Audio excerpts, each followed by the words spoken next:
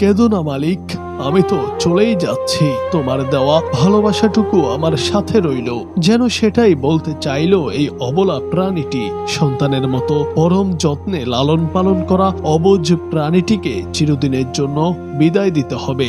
দুজনার দেখা হবে না আর কোনোদিন। এসব ভেবেই অঝরে কাঁদছেন তার মালিক। সেই অবুঝ গরুটিও যেন বুঝতে পেরেছে আজকের পর মালিকের সাথে তার আর কোনোদিন দেখা হবে না। ভালোবাসার চাদরে জড়ানো সেই মানুষটিকে এভাবে কাঁদতে দেখে নিজেকে আর স্থির রাখতে পারল না পশুটি। নিজের শেষ মুহূর্তে এসে নিজেই যেন মালিকের চোখের জল মুছে দিতে, সান্ত্বনা দিতে এগিয়ে এলো। এই দৃশ্য দেখে সবারই মন কেঁদেছে। সেই দৃশ্যে দেখা যায় কালো রঙের প্রিয় গরুটির পাশে বসে দুই চোখে হাত দিয়ে অবুঝের মতো কাঁদছেন এক যুবক। প্রিয় পশুকে হারানোর এই তীব্র যন্ত্রণা যখন তাকে কুঁকড়ে দিচ্ছিল, ঠিক তখনই ঘটল এক অলৌকিক দৃশ্য।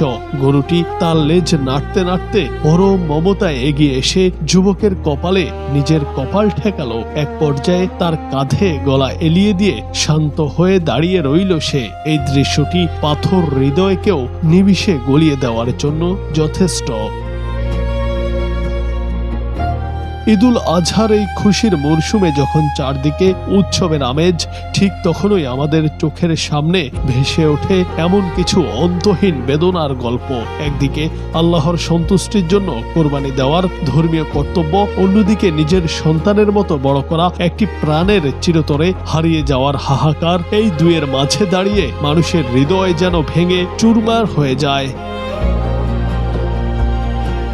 প্রতি বছরই কোরবানির ঈদের আগে সামাজিক মাধ্যমে এমন অনেক হৃদয়স্পর্শী দৃশ্য ছড়িয়ে পড়ে, যা আমাদের মনে করিয়ে দেয় যে পশু পাখিরও অনুভূতি আছে। তারা হয়তো মানুষের ভাষা বোঝে না, কিন্তু ভালোবাসার ভাষা খুব ভালো করেই বোঝে। এই গরুটি যেন নিজেই টের পেয়েছিল তার বিদায়ের ক্ষণ, আর তাই মানুষের দেওয়া শেষ মায়া আর যত্নটুকুকে বুকে ধারণ করে সে নিজেকে সঁপে দিয়েছে। জীবনের শেষ মুহূর্তে এসে এই অবুঝ প্রাণীটি যেন তার মালিককে এক পরম মমতায় সান্ত্বনা দিয়ে গেল। সে যেন বোঝাতে চাইল, তুমি কেঁদো না, আমি তো মহান আল্লাহর নামেই আমার এই জীবন উৎসর্গ করছি। জুনায়েদ আহমেদ, বাংলা টিভি।